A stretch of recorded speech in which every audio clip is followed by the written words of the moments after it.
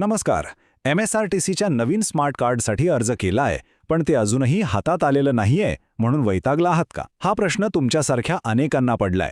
तर आज आपण याचबद्दल बोलणार आहोत. MSRTC स्मार्ट कार्डला इतका वेळ का लागतोय आणि त्यावर आपण काय करू शकतो हे सगळं सविस्तरपणे समजून घेऊया.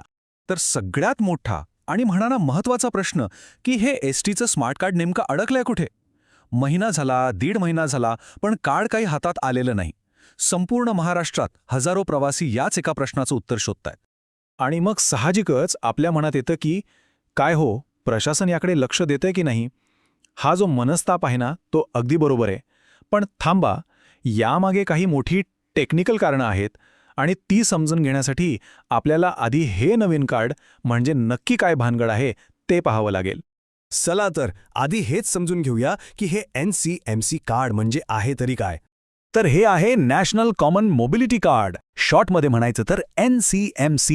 हे card one nation one card या जबरदस्त संकल्पनेवर आधारित आहे. म्हणजे हे फक्त आपल्या एसटीच्या सवलतीपुरतं मर्यादित नाहीये बरं का. आणि याचे फायदे तर खूपच जबरदस्त आहेत.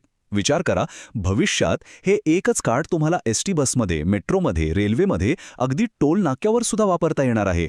ज्येष्ठ नागरिक असोत, विद्यार्थी असोत, सगळ्या सवलती एकाच कार्डमध्ये. आणि सगळ्यात भारी म्हणजे सुट्ट्या पैशांची कटकट कायमची संपणार.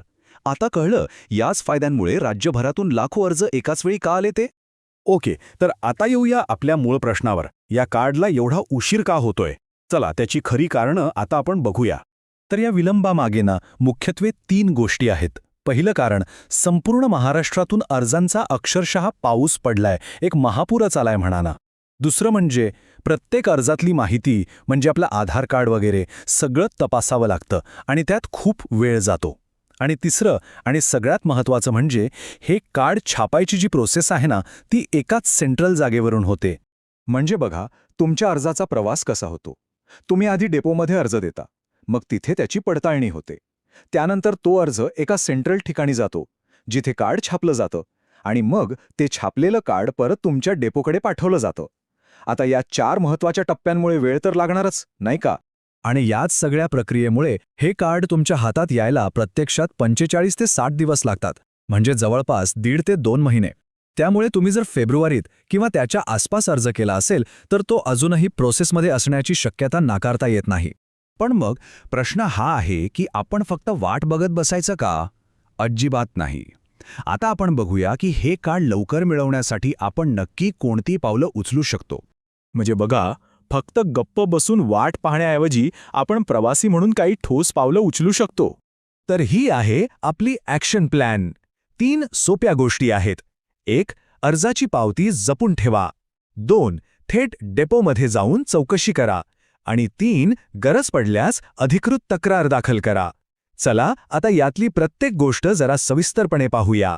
पहिली आणि सगळ्यात महत्त्वाची गोष्ट, अर्ज करताना जी ओरिजिनल पावती मिळाली आहे ना, ती जीवापाड जपून ठेवा. कार्ड येईपर्यंत विशेषतः जे पासधारक आहेत त्यांना याच पावतीवर सवलत मिळते का हे एकदा कंडक्टरकडे किंवा डेपोत जाऊन नक्की विचारा. आता दुसरी गोष्ट, थेट डेपोत जाऊन चौकशी करा.